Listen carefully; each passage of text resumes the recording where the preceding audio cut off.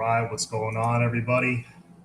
Another Wednesday night, and tonight is a special edition of the Canes blog because there is just 2 days until camp starts. So we are going to be talking some position battles. We're going to be talking some, looking at the depth chart, and could be a couple guests popping through. We might have Flo drop in on the chat or drop in on the stream a little later. Let's see who's on the chat right now.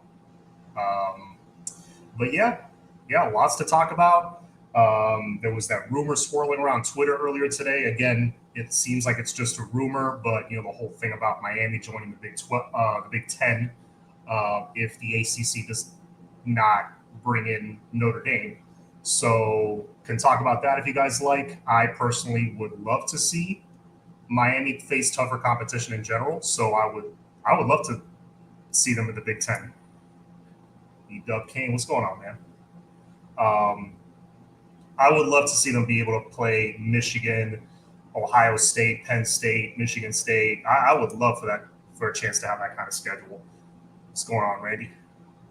So yeah, lots to talk about. We could get into a little recruiting if you guys like. I would too. So Supreme Goon, you agree? You would love to see us in the Big Ten as well? I would. I would just like to see us in a tougher conference, honestly. Whether that means the ACC brings in these teams or we go to them or we join the SEC somehow. But it's time for a change, I think. I personally don't see, unless we do that whole super conference thing. Miami versus Penn State every year would be cool. Yes, it would.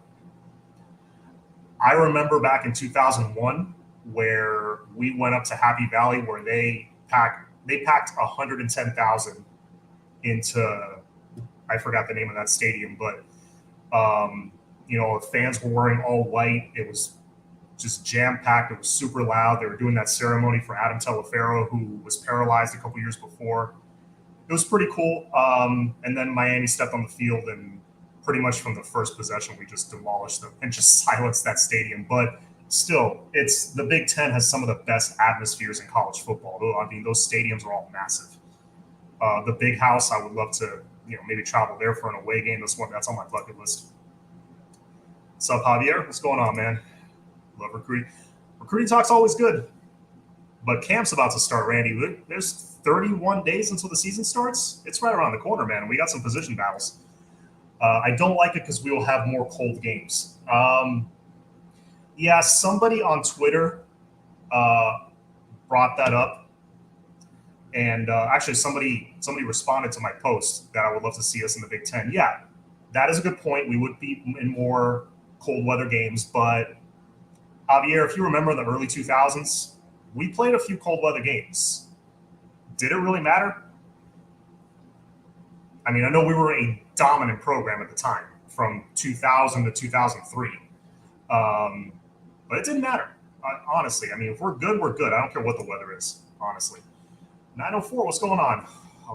I would rather see the ACC add teams than for Miami to join the Big Ten, who was on commitment watch this week. Well, one guy that I know is just 7 days away from committing, I believe August 11th is his commitment date, is Markeith Williams, that really talented safety out of, is he from the Orlando area? I want to say. I'll look that up. But, Markeith Williams will be the next guy. And that is a dude you want. And let me tell you why. Because not only is he a top-rated safety, I think he's top 10 or top 5 safety in the nation. Hold, please. I'll tell you right now. 6'1", 170, 4-star. He's the number 17 safety in the nation, number 28 player overall in the state of Florida. And he's a top 250 player. It's basically between us, Ohio State, and Nebraska right now. That's what I'm hearing.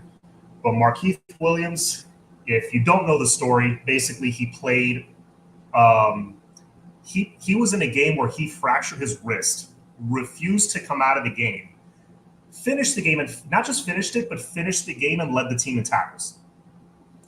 That's the kind of dog mentality you want on this team, and that's why I want Markeith Williams. I don't need to look at the rankings or anything. I mean, he's ranked very high, but I heard that story and I'm like, I want him. So that is who's on commitment watch this week. Jaheim Singletary's kind of been on commitment watch ever since he decommitted from Ohio State. So two very talented DBs to add to our secondary. Those would be the guys to watch. I'm in Madison, Wisconsin. Cam Randall's amazing. Yep, dude, Wisconsin, the Big House, the Horseshoe, all those places. Those are some of the best places in college football to watch a game. Miami versus Ohio State. Yeah, bring them. Bring them. I want Ohio State. Call me crazy, but I want tougher competition. What's up, Gage? How's it going? John, how do you see the running back rotation this season? We will get into the position battles in a few minutes. I just want to get through these. Orlando. Yes, he's from Orlando. That's right. He's from Evans High School in Orlando. He can play striker as well. Yeah. Yeah, nowadays, these safeties and corners are really versatile and they can be moved around. I don't know how updated that weight is. He's 6'1", 170, but I think he's a little bigger than 170 right now. But I think he's going to play safety for us if we get him. We're in a good spot for him right now. If we're going to convert somebody to striker, Goon, I think it's going to be probably Nick Cole if we pick him up. But we'll see. Now that we unfortunately lost a guy from the safety room, I won't get into that. You know what I'm talking about. But before that, I would have thought we'd probably take two safeties. But now I could see us taking three safeties and, drop one to striker or linebacker. Maybe an Alfonso Allen, a Nick Cole, somebody like that. But we'll see. But E-Dub, let's get into these position battles. Running back. So running back, the way I see it playing out is if Don Chaney was healthy, I could totally see him winning that battle and leapfrogging Cam Harris and getting the bulk of the snaps. Now, that doesn't mean Cam Harris doesn't get any snaps. I think they would basically share. They would be like a 1-2 combination and, sprinkle in some Jalen Knighton in there when the defense is tired late in the game or, as a receiver out of the backfield. That's how I see it playing out. Thad Franklin and Cody Brown are basically going to fight it out for who's going to be that short yardage guy. But right now you're 5 deep at running back, and they're all super talented. They're all 4-star recruits. Don Chaney was a 5, but got downgraded to a 4, really for no good reason, other than he committed to Miami really early in his recruitment process. So, take that how you want to take that. But very talented backs. But that was before Chaney's injury. Now, with the shoulder injury, I think Cam is the day one starter, which I am fine with. Cam Harris is an excellent running back. He's going to play on Sundays. And I think, it's going to be how it plays out week 1. I don't think Don is going to miss too much time, though. As I take a sip of my cafecito. I'm sorry. Pulling double duty tonight, folks. After this, I'm actually going to be on Canes Insights, so stay tuned for that. Actually, that is tonight, right? Hold, please. Make sure that they did say that that's tonight. So yeah, that's how I see running back playing out. Honestly, I don't see Don missing too much time, but once he's back in, maybe by like halfway or 2/3 into the season, Don may take some carries from Cam, unless Cam is just tearing it up, which is entirely possible. Entirely possible because our O-line is going to be super stacked. Like as far as numbers and experience, I don't think they're going to be elite, but our O-line is going to be very, very improved. And I think our run blocking specifically is the one thing on this team, especially on offense, that's going to take the biggest jump. And we're going to be able to, maybe not Alabama so much, but everybody else in our schedule, the Coastal Division, we're going to be running through some people. You just wait. Safety from LSU, are we looking at him? Yes, you're talking about Jacoby Matthews. I believe Jacoby Matthews. I believe that's who it is. And yeah, we are still looking at him. Let's see. Jacoby Matthews is a 5-star recruit, if I'm not mistaken. 1 second. Yeah, number 2 safety in the nation, number 3 player overall in the state of Louisiana. And he had all the crystal ball predictions on 247 saying he's going to LSU. But yeah, we are still talking to Jacoby Matthews, 100%. Absolutely. But if, we have to settle for Markeith Williams, I mean, that's a pretty good guy to settle for. It used to be Markeith Williams would have been at the top of our board a few years ago, and we'd be lucky to get him. But now Markeith or, Damari Henderson would be consolation prizes almost. Nothing against them. Consolation prizes by default because they're really good too. That shows the step forward we've taken in recruiting. He probably Texas A&M. Oh, you're talking about Jacoby Matthews? Maybe. We're still talking to him. We'll see. I see a package with Chaney and Rooster at the slot. You're forgetting one thing. We also do have Brashard Smith, who's going to be used as kind of that Swiss Army knife. But we'll see. We got a lot of options, which is good. Randy Noel, probably Jimbo, no joke when it comes to recruiting. Yeah, that's true. I think John, how's your day, man? My day's been good, man. Good day at work and ready to talk some Canes for the next few hours. If you're just joining, I will be doing this for the next hour on my channel, and I'll be hopping over to Canes Insight later tonight at 9. And you'll see what we got in store for you guys. It's gonna be good. We're gonna be talking to David Franklin. We got a couple of guests. Should be fun. John Camp seems slow at the line to pick a hole. He looks to. It's not the too much muscle. I don't think that has anything to do with it. Yeah, he is a little hesitant at the line. I did notice that, but part of it is sometimes there's a guy in his face in the backfield already when he's being handed the ball. We're going to be a little more creative with the running game this year, Randy. So look for there to be more holes opening up for Cam. I do agree, though. He at times looked hesitant, whereas Don Chaney, where I think he's special, is it looks like there's no hole opening up, but he'll still slither through for 5 or 6 yards and find a way to get, some kind of positive gain. Or he breaks through to the secondary and gets like a 40-yard gain. He does have that special ability. Another guy that had that ability was DJ Dallas. Dallas didn't have the breakaway speed, and honestly, I thought they made him gain too much extra weight. DJ in his freshman year was, I thought, special, and he was another one. He wouldn't just run into the crowd. He'd find a way to slither through and get some yards. Look back at 2017 DJ Dallas, and you'll see what I'm talking about. I see Cody taking over toward the end of the season. Really? All 3 in front of him are injury prone. You think Cam Harris is injured? I wouldn't label him as injury prone. He does get nicked up, but he's tough. He stays in the game. Knighton had the one injury last year. I wouldn't call a guy injury prone after one season. Don Chaney, yes, you're right. But you see Cody leapfrogging all those guys and Thad Franklin? You think he's that special? Hey, if you're right, that's awesome. We're in good shape. I'm perfectly fine with Williams. Not bad at all. With Markeith Williams, yes. Oh, me too.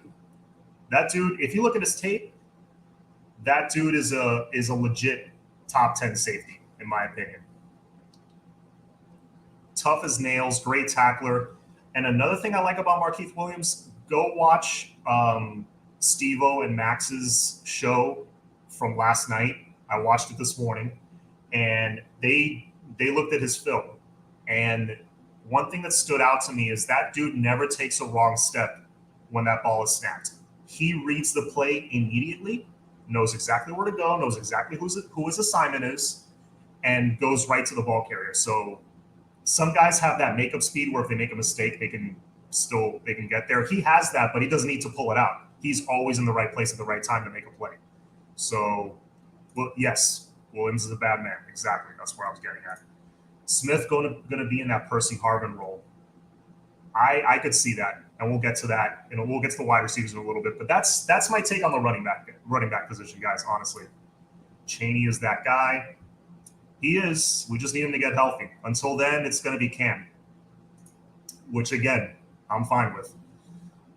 Is Manny loyal to Pope and Wiggins? We need to play talent. well, since we've brought up a couple of questions on the wide receivers, I'll touch on them. The way I see it, I think Manny's going to be a little more loyal to Pope than he is to Wiggins. I think Pope, I don't know what Wiggins is doing behind the scenes, but Pope really looks like he's putting in that work. There was that clip on Twitter or Instagram or something that he's running routes and, running drills and making all these catches. And if you look at it, he's really focused on looking the ball into his hands and, working on that part of his game. So Pope's been putting in the work. And yes, he had the big drop in the spring game that would have put him over 200 yards for the spring game, but he had 7 catches for like $150. You can't tell me the dude hasn't been putting in the work. He knows how to get open. If he could just catch the damn ball consistently, because he does sometimes. If you just catch the ball consistently, I'm okay with Pope being the 5th guy in the rotation. Since we're talking about the receivers, the way I see it playing out is this. You got Keyshawn on one side. You got Rambo on the other. Whoever's going to be the X or the Z receiver, I don't know. It's those 2 guys on opposite sides, and you got Harley in the slot. Number 4 guy in the rotation, Xavier Restrepo. Number 5 guy in the rotation is Mark Pope. And really, it's a battle after that. And if Mark Pope starts dropping the ball again, you might see Romello Brinson get thrown in there. We'll see. But the top 3, I think, are set in stone between Keyshawn, Rambo, and Mike Harley. So that's my take on that. I can't see Cody jumping Rooster or Chaney. Not this year. It's too early. A lot of people say, yeah, Cody's that dude and he's special. Great. Let him push the older guys. And you know what? Let him wait his turn. Ideally, that's what you want. You want the older guys to make plays. Richard, he moves the pile. Guys bounce in front of him. Yeah, no, his tape. Listen, Javier, the tape for all 5 guys is amazing. So we'll see how it plays out. But Cam is the starter week 1. So that's the running backs. All right. 1 second, folks. Just getting a message from a potential guest. All right. So what position can we talk about? You know what? Since we're on the offense, let's talk offensive line in a few seconds. I still see Pope as the best receiver. All right. Javier, you're being sarcastic, right? Are you messing with me? You see Pope as the best receiver, honestly?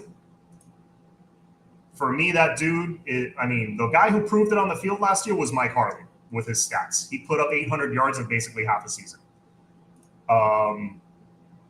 And then you got Keyshawn Smith, who he looks like that dude. He looks like that guy in the spring. That's just my opinion. I think Redding, Peyton, and Worsham all show up this year. I think you're right about the first guy. I think Redding is going to get some opportunities, and he's going to make a few plays. I don't think he leapfrogs anybody and becomes a starter, but I think Redding makes some plays. Peyton, we'll see. We'll see if he can prove me wrong. Worsham, I like what I saw in the spring also, so we'll see. I think Worsham, there's so many guys in front of him, he might have to wait his turn. Cody's going to have to wait and earn his turn. Yeah, that's what I'm saying. So let's see. Supreme doing no way Pope is the best receiver. That's what I'm saying. I have him as 5th on the depth chart right now. Javier, you may be saying he has the highest ceiling because of that 5-star rating he had a few years ago and what he did in high school. And maybe they haven't used him the right way. Maybe they should have used him as a slot receiver all along. But I'm telling you, man, he right now he just has not proved it on the field. That's just my opinion. Let's see. Restrepo balls out, gets no love. The thing with Restrepo is, and I think it made some fans a little nervous, including myself, he did have some special teams mental errors, chasing after some punts he shouldn't have chased after. He bobbled a couple. That set him back a little bit, but Restrepo made a ton of plays in spring. And yeah, I was just going to say he is a playmaker. You want the ball in his hands. And I think he's earning that now, and he's going to get that playing time. Trust me, he's going to get that love. Can't be a receiver if he can't catch. Exactly. All right. So that's my take on the receivers. Pretty cut and dry, honestly. Let's talk offensive line. Offensive line, like I said earlier, is going to be one of our strongest positions. Number one, because we got a lot of returning starters coming back. Lots of experience. Number two, we got a lot of depth. We got 8, 9 guys that can step in and play. I can't remember the last time I could confidently say that. And also we've had a chance to fully install that playbook. And Garen Justice has had a full offseason face-to-face with these guys. So that's going to be huge. Right now, you guys tell me in the chat if you agree. Right now, I have left to right. Zion Nelson starting at left tackle. I have at left guard Jalen Rivers, Corey Gaynor at center. At right guard, I have Navon Donaldson. Right tackle, that's the one that's a bit of a toss-up, and we can talk about that. Likely what will happen is that I see it's probably going to be Jared Williams, who's going into his 7th season now. He's got the height. He's got the size. You know, he's not going to wow you. He's not going to blow people away. But what I do, you know, he can – he did have an injured hand last year, so now he's a little healthier. He can at least protect that right side of the line for De'Ara King, but you want a guy that can move people up. So I think worst case, you got a guy that's, you know, semi-reliable as a pass blocker. He's experienced. He's coming into his 2nd year with the program. That's worst case, which is not a bad place to be. Before, a couple years ago, worst case scenario was you were starting 2 true freshmen at tackle. We don't have that problem anymore. So that's my worst case scenario. Best case scenario is I see John Campbell really just owning that competition in the fall, and he continues his upward trajectory and just takes that starting job. Let me tell you why I like that scenario, because John Campbell, let me look at his height and weight really quick. I think he's the only guy that has that combination of size and experience that can play right tackle. Because really, Zion, he's left tackle. He has all the hype coming in this year. And you just want continuity on the O-line. I don't want to move around Zion. He's comfortable at left tackle. He's improved tremendously. Leave him at left tackle. Your 2 guard positions are set. You don't have to worry about that at all. Gaynor, he's the experienced guy. He's put on some good weight. And until Ja'Kai gets healthy, he's your guy right now at center. But right tackle, I mean, John Campbell, he is the one guy that has the size and also the experience, because he has started games at both left tackle and right tackle. So he's got that experience. And last Sunday, yes, I was just about to say this, Javier. Last Sunday on 2 weeks ago, on my show with Flo on Sunday nights, we were talking to Ja'Kai Clark, and he said, hands down, without hesitation, John Campbell is the guy that's shown the most improvement, which is very promising, because you knew he had the size and the athleticism and all that. He just needed to add some strength, and he just needed some experience. Campbell might be close to hitting that potential. And if I see him starting at right tackle, that is very good. If you see him on that right side, take that as a good thing, because that means he won the competition, in my opinion. So that's best case scenario. Speaking of Ja'Kai Clark, I would love for him to take that stride, take that step forward, and start at center, because ideally he's more athletic and can get to the second level and block better. They were talking about this on Wholesome Show on Monday. He's the guy you ideally want at center. But Corey, again, he's got the injury that he's recovering from. But, you know, Corey Gaynor, he's got those 2 monsters on either side of him, so that's going to take a little pressure off him. And there's a lot more that goes into playing center aside from just blocking. There's the mental part of the game. He makes sure everybody's lined up. He calls, he helps with audibles and things like that. So, Corey Gaynor, I know people like to crap on him, but just because he's not Brett Romberg, doesn't mean he sucks. If the guy can get in there, do his job, I'm okay with him. But if Clark, again, can get healthy, even better. That's an upgrade. There was a question from, not that one, 901. Sorry about that. I'm on the Pope train big time. I'm not holding John Richter Enos against him, not to mention he should have been in the slot the whole time. By the way, Pope is second behind Harley in the slot, then X. You would put him ahead of X? I would not. That's just me. Let's see. Oh. Sorry, let me send the link to my guest. 1 second, folks. So yeah, honestly, 904, I would still put X ahead of Pope. I don't know if you guys in the chat would agree. But yeah, Pope right now is the 5th guy in the rotation, in my opinion.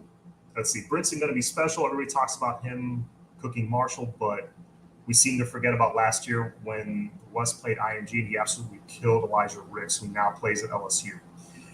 Yeah, no argument from me, man. Brinson is nasty. You're going to see him play this year for sure. You're going to see him play this year. With this Rhett Lashley offense, you're going to see a lot of receivers play. Everybody's going to get their chance to eat. Think of it as 2008, 2009 with Mark Whipple. He was rotating everybody, like the Theron Colliers and the Devon Johnsons and LaRon Bird, Darius. All those guys got a chance to play. Here's my guest now. Ladies and gentlemen, what's going on, man? What's up, my man? How you doing? Good, man. Just holding down the fort, talking some position battles. How about you, man? Were you fighting that traffic here in Coral Gables? I think there was like a little protest going on. It's the story of our lives over here with the protest now, right? It's been crazy. Yeah, man. I'm excited about this weekend. 2 days. In 2 days, we get a cracking over there in Green Tree or Sulphur, whatever you want to call it. We get a cracking. Yeah, man. So. It will forever be Green Tree. That's my. Yeah, right. I hear you on that one. So we were just starting to talk about offense, running back rotation and stuff like that, and I was just getting into the offensive line. I'm just curious because there is a little bit of competition happening there, specifically at right tackle. And, a lot of people have their thoughts on Corey Gaynor and stuff like that. Just curious, how do you see the O-line playing out? Do you think there's going to be competition, or do you think it's pretty much set by the coaching staff? Nah, I definitely think there's going to be competition, and it's good to build some depth there, right? So I think the competition is because we have multiple guys that can actually play, that can actually start, as opposed to, well, we're not sure if this guy's really a starter. Let's give someone else a shot. I think at this point, you got your other guys like Jalen Rivers, who is probably going to get a chance to play some. And then Isaiah Walker, some of those guys that I know that can probably come in and play right away. But, yeah, I mean, the battle at right tackle is going to be interesting. Campbell, Jared Williams, some of those guys. I'm interested to see what happens on that side of the line. I know that, obviously we all expect big things from Zion Nelson on the left side. Mm-hmm. And Devon Donaldson, I think, has cemented himself at one of the guard positions as well. So, I mean, the right side is going to be the most important side, I think. If it can kind of stick together and play well, then we don't have to worry too much about De'Aaron King. I think that, the biggest concern is still going to be him getting out of the pocket. But if he's inside the pocket and also, the running game, I think can be very successful if those guys kind of shape up to be pretty good on that side. Oh, 100%. And another thing is if the run blocking improves, forget it. Because look what the offense was able to do last year with Rhett Lashley barely installing 20% of the playbook.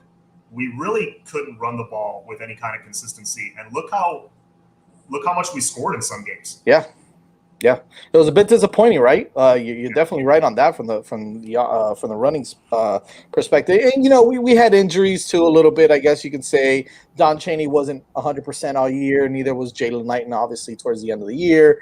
Cam Harris is look. He is who he is. So I think that he's serviceable. But at the end of the day, I think this is the Donald Chaney show, if you ask me. Right? I think he's the best back on our team. If he can stay healthy and we can run block, like you said, John, I mean, it's gonna be scary to see that offense. It's gonna put up more than 40 points a game for sure, 100%. Mm-hmm. Oh, absolutely. And just the size improvement alone, like with Rivers and Donaldson and all the weight that Zion Nelson's put on, everybody's like 310, 320 plus now. So that alone is huge. I mean, we were trying to move people with guards that were weighing 290. I mean, it's just not going to happen at the power level. Hey, you bring up a great point. In order to compete at the levels of the Clemsons of the worlds and the Ohio States and Bamas and all them, you got to have those big uglies up there. You got to have big boys, big massive guys that can really, when it comes down to the fourth quarter with 6 or 7 minutes left, they can just wear you down. And Don Chaney and Thad Franklin and all these big backs that we have now too, Cody Brown, all these guys, obviously the Knightons and Harris as well, but all these big backs as well that can kind of come in and punch you in the mouth and kind of wear you down. That's going to be fun to watch if we can do that. Yeah, for sure. All right, now let's switch over real quick to the defense because I want to try to cover as many positions as I can. I probably won't get to them all, but linebacker, that's a popular one, obviously. This is my opinion on linebacker because we're pretty set at striker, in my opinion. So really, it's just 2 spots you got to fill. So that's the good thing. I think we're not elite, obviously. We're not great, but I think we're going to be at least decent with Corey Flagg and Keontre Smith. I think those 2 guys are a huge step up over the 2 guys you had last year. I don't know what your thought is on that. Yeah, no, I think so. I was about to say that I think we're going to be pleasantly surprised with Keontre Smith at the linebacker position at the weak side. I think, he's in the mold of the new linebackers now, speedy guys that can cover both sides. That can go end to end and cover the whole field. That's what you need. And then you still have Corey Flagg, who is obviously our best linebacker. But I think that. Everybody is expecting Chase Smith to play striker. I actually think he's going to play more linebacker than he is going to play striker. I think he's just too big. He's getting too big. If you saw him at Paradise Camp, people just saw him walking around. The kid's big already. He's very big. So I don't know how much he's going to play at that striker position. I think he's actually going to play a lot more as a linebacker, as an outside linebacker. But look, at the end of the day, you still have to have Sam Brooks develop, and you still have to get Avery Huff and those kids to step up and play a little better with Tyreek Austin Cave, those guys. And then, of course, Deshaun Troutman, which I don't know if he's going to get a lot of time, but, he needs to develop. And Brad Jennings is another one. I mean, there's players there. They just need to step up and play better. It's going to be the biggest competition. I think it's going to be I don't want to say the most exciting, but the most intriguing competition going into camp. Yeah. I think people are going to be also pleasantly surprised at what a good coach that Packy is, because honestly, I think he got a bad rap being, kind of lumped in with this coaching situation last year. Packy's not a bad coach, and players love him, the recruits love him, and I think that's for a reason. But yeah, speaking of Chase Smith, I think that dude is going to be an absolute problem. And by the end of the season, I think that guy's starting, whether it's in the – they were talking on Steve-O and Mac's show last night that he might – or no, Wholesome show on Monday that he could start in the middle. Yeah. He's got the size for it. Absolutely. Can you imagine a linebacking core of, like, how athletic this would be of Chase Smith, Amari Carter, James Williams, of all, like, those guys playing linebacker and striker? Well, listen, James Smith is all James Williams is all of 6'5", 220 pounds already. Mm-hmm. He's a monster. Imagine all of those guys playing. Yeah, that would be fun and exciting. And look, Sam Brooks, I know that is a little bit of he's been underwhelming. I get it, but he's another kid that has talent, and he's big, but he's quick. If he develops and he continues to play better and and do well, then he could definitely contribute this year. This guy mentions another name, Tyler Johnson. Mm-hmm. That's another name that we didn't even mention because I completely forgot. Yeah. Yeah, people forget how many guys there are competing. There's a lot of linebackers on this roster, and you get Wayman Steed back from his injury. There's a bunch of guys. Someone has to step up, right? Someone's got to step up. Someone, And look, and you mentioned it. You mentioned it is Packy. Yeah, Packy. I think he may be a little better than people think. Excuse me. But you also have now you have the full attention of Coach Manny Diaz on the defensive side of the ball. And so I think that's going to play a huge role in how he develops some of these guys as well. Because I think that was his bread and butter, the whole linebacker core, and we've been kind of we've missed that with without guys like Quarterman and Pickney and those guys who we had anchored down that for a few years. So now I think it's going to be important for him to really kind of dive into that linebacker position and help Packy out and help develop those guys. Absolutely. And to answer your question, Phil DeCane, no. Whoever put that he's 6'2", I don't know what he was measuring a different player because he's big in that. Every bit of at least 6'3", maybe even approaching 6'4". Chase Smith is huge. Yeah, he's a big dude. He really is. So let's see another position we can go over. Oh, how about cornerback?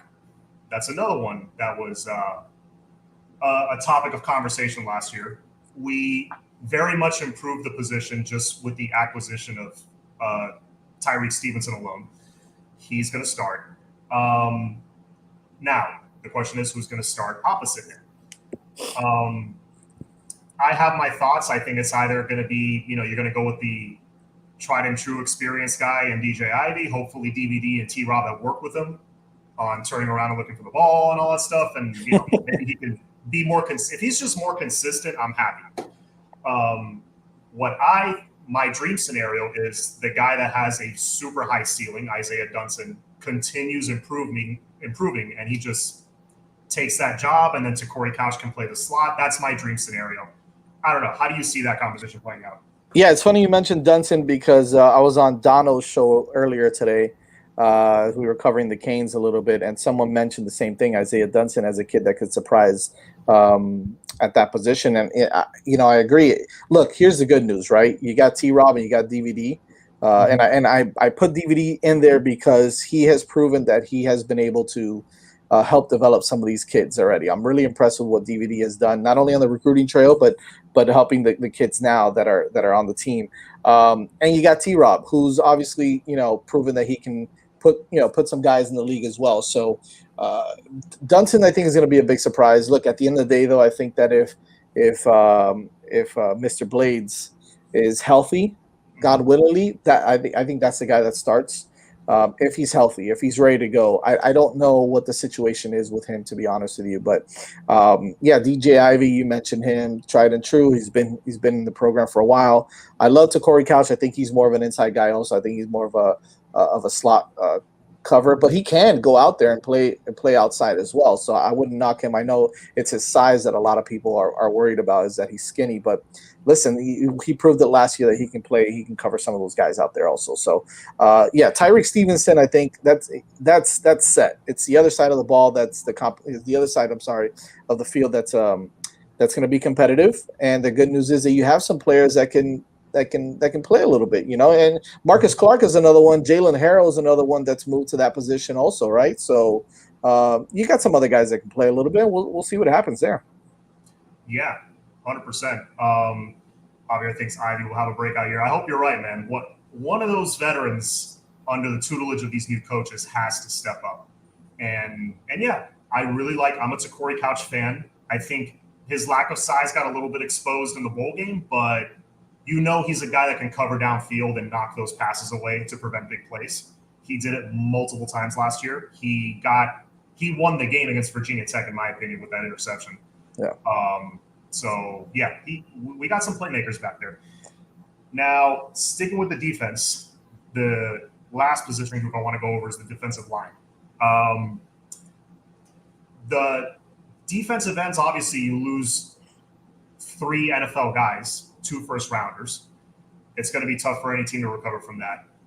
But here's what I think. I think you have enough at D end and you have enough guys, you have enough playmakers at D tackle that I think it's going to take pressure off the D ends. I think the middle is going to be our strength this year as opposed to the other way around.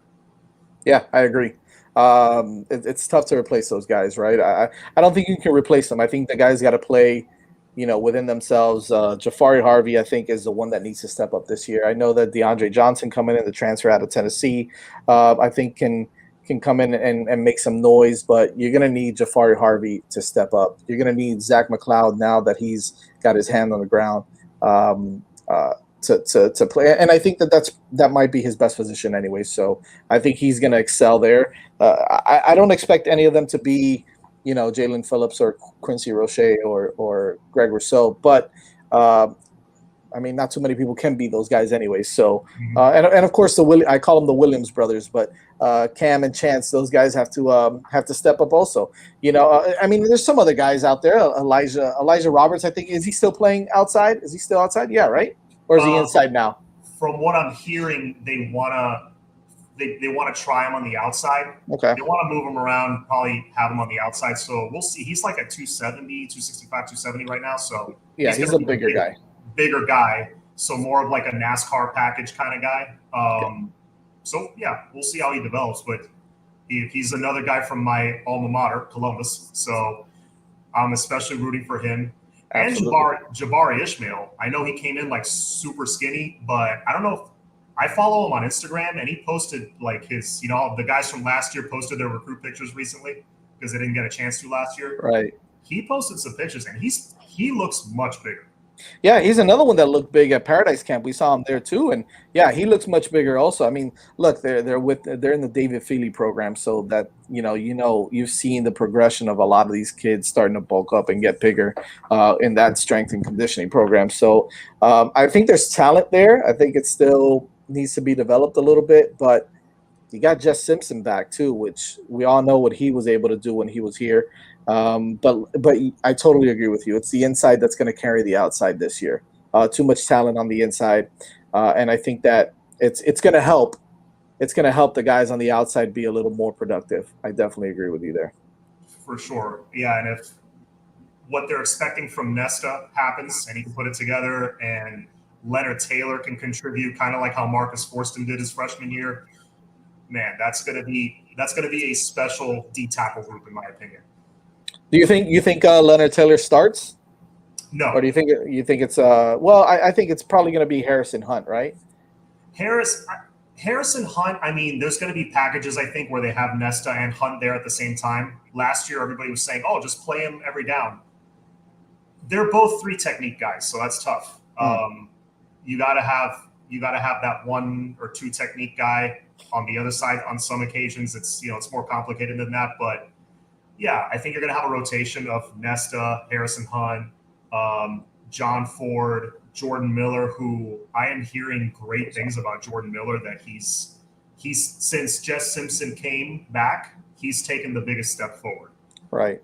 Which is very impressive to me. So yeah, man, that D tackle group is going to make some noise. And as far as the DNs go, I just see it being my green screen is like a flag is flopping on me. Sorry, ignore that. That's all right.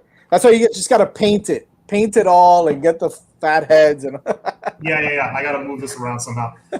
Anyway, DeAndre Johnson, I see him being the starter on the strong side. Right. He has experience there. Just put him in, set it and forget it. On the weak side, I'm with you. I think Jafari Harvey's your most physically talented guy. He gives you the most chances for big plays and strip sacks and things like that than like a Zach McLeod would. Put him in there, and at some point, I think that dude is going to blow up and do something. Yeah.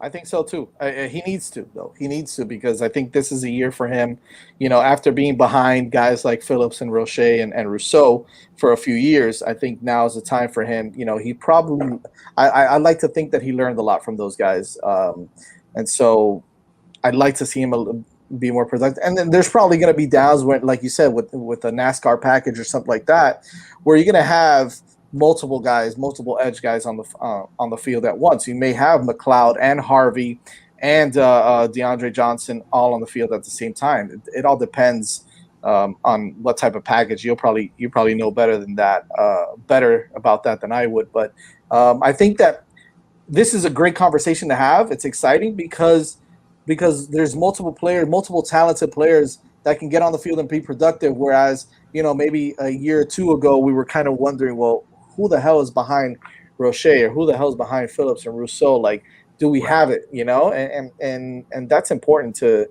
kind of talk about a little bit. Yeah.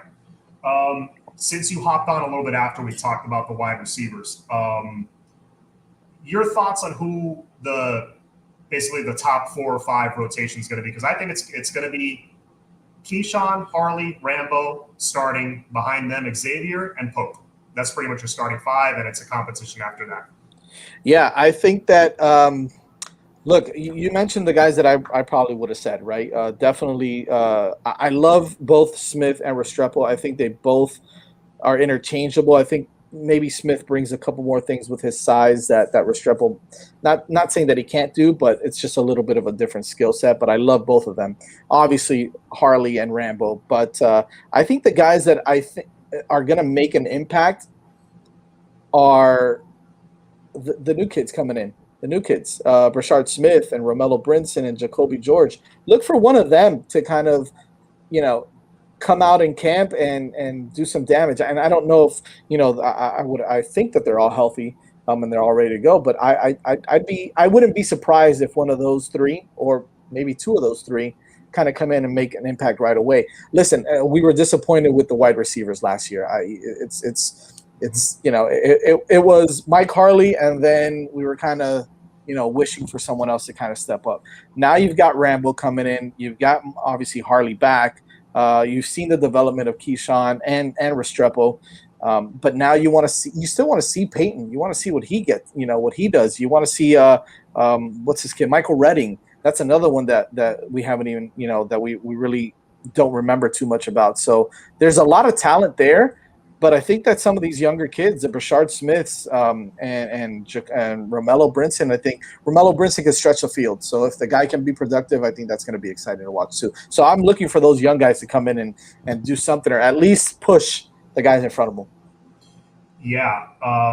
Supreme Goon brings up Jacoby George, because the guy I'm most excited about coming in is Romello Brinson, because of what he did to some elite corners in high school, just making them look silly. But then Jacoby George, I saw his Instagram pictures the other day, and he looks huge. Oh, it's Romello Brinson doesn't look huge, though. If you look at him, he's all legs, which is awesome. I mean, I love it. Don't get me wrong. Yeah. He's all legs. But, yeah, Jacoby George is the one that's kind of a little bulkier, which is nice to see, because he's still that's why I think that he could definitely make some noise now also. Right. Brashard Smith, another guy. Brashard Smith reminds me of like a Steve Smith kind of receiver, compact but very strong, physical. He can make plays. Man, I like our receivers a lot over the next couple of years. And then the recruiting class next year for receivers is going to be absurd. Yeah. So add 2 guys from that class, and you're in really good shape. Yeah, it's going to be fun. Very fun. And that's why all these people that are quick to want to fire Manny after a couple of losses, it's like it would be a mistake outside of a disaster of a season. This is just my opinion. It would be a mistake to let him go. Yeah, look, he's done everything that he's supposed to do with regards to making changes, and we said it. We spoke about it. He listened. I don't want to say it's the fans, obviously, that made him make these decisions, but I think you know what I mean. He made the right decisions. He brought in the guys that needed to be brought in, the T-Robs and Jess Simpson coming back, and obviously Rhett Lashley being here the previous year, and then he brought in Garen Justice and Rob Likens. Listen, I think he's done a great job in that aspect. Now he's just got to put it all together, and I think it still takes a year or two for him to be able to for that cohesiveness, for everybody to kind of gel together. It doesn't happen overnight. I think everybody wants it to, but that's not how it works, man. And you got to give him a chance. And we didn't even, by the way, maybe you did mention him, but I think that if you ask me, I think the go-to guy is going to be Will Mallory, though. Out of everybody, I think that's the guy that when things get tough, you can see De'Aaron King kind of going to Will Mallory, and he proved that he can be a big play producer last year when Bremen Jordan was out. So I'm excited to see Will Mallory. I think he's going to be the most exciting guy. The guy that I'm most excited to watch this year is Will Mallory. I think everybody else is talented, and I think it's going to be great. We're going to score points, but I think Will Mallory is going to be a big part of that. Oh, he was the tight end group was the last group I had listed on my notepad because, I mean, there's not much drama there. But, right. Yeah, my two questions were going to be how good do you think Will Mallory can be? And I pretty much agree with you. I think the guy has first-round potential because of his size and his athleticism. He had an issue with his hands his first couple of years, but he's gotten better at that, I think. He's gotten more reliable. So, look for Will Mallory to really take over. And then the other question was if anybody else can hold off Elijah Arroyo, because I think that guy's going to be tight end 2 by a few games into the season. Yeah, I don't know if Mammarelli or Hodges or any of those guys are going to be able to stop Elijah Arroyo from being tight end number 2. I think that's that you bring up a great point. He is very talented. Let's just put it that way. And he'll push Will Mallory for time also. I mean, listen, Will Mallory's had his injury issues a little bit also. So I think Mallory could be a game changer. But if he's not in the lineup and you got Arroyo in there, that's going to be exciting because he's very excited to watch. Also, I think he's gonna play a big role in that tight end position as well. Absolutely. And actually, one more competition. We'll hit this really quick as we still got a few minutes. The backup QB position. We obviously know who the starter is. I think it should be TBD. We're going to see both guys play in the Appalachian State game and in the CCSU whatever game. We'll see the first few games. We'll see both quarterbacks play. I don't think I've talked to you about that yet. Are you a TBD guy? Are you more of a Garcia guy? I wouldn't say I'm a TBD guy or a Jake Garcia guy, but I do think it's going to be TBD. I'm with you on that one. I think at least at the beginning, it's going to be Tyler Van Dyke. He's got the most experience. He's got a year under Lashley's system already. Although that doesn't really matter because you see the talent with Jake Garcia. I think that he has picked it up, and I think he's the more talented quarterback, Jake Garcia. But I think TBD has earned the right to be QB2. I don't think he's lost it by any stretch as far as competition wise. I think he's done a good job. I think right now, I think the biggest question is if God forbid, right, De'Aaron King goes down or something against Alabama, I think the guy that you want to put in as TBD, because I think he may be a little more poised. Although I love that Jake Garcia takes chances down the field, and I can see that about him, right? He's a gunslinger. But I think that TBD might be the guy that you start off with first, and eventually I do see Garcia kind of taking over as QB2, and next year look for him to be the starting quarterback also. I agree with you. I think he's got the swag and the persona and all that stuff, and very accurate. But TBD does have the arm strength over him, I think, and a year with the program. So I could see either scenario playing out, honestly. But the good thing is you got 2 studs battling out next year when King is gone. And then you got your Curry Brown coming in. Right, exactly. It's going to be fun to watch. I haven't been this confident about the backup quarterbacks in a long time. I'm confident that if something does happen, that both of them can come in and be all right, and we'll be okay. Not necessarily against Alabama, but maybe against the rest of the field. Yeah, man.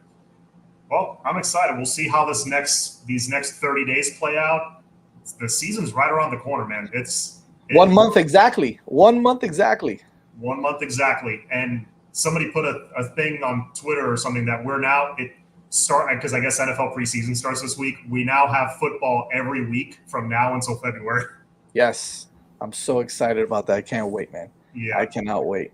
Cannot wait either. But Jazz, I appreciate you taking a few minutes to hop on with me, and let the people know where they can find you.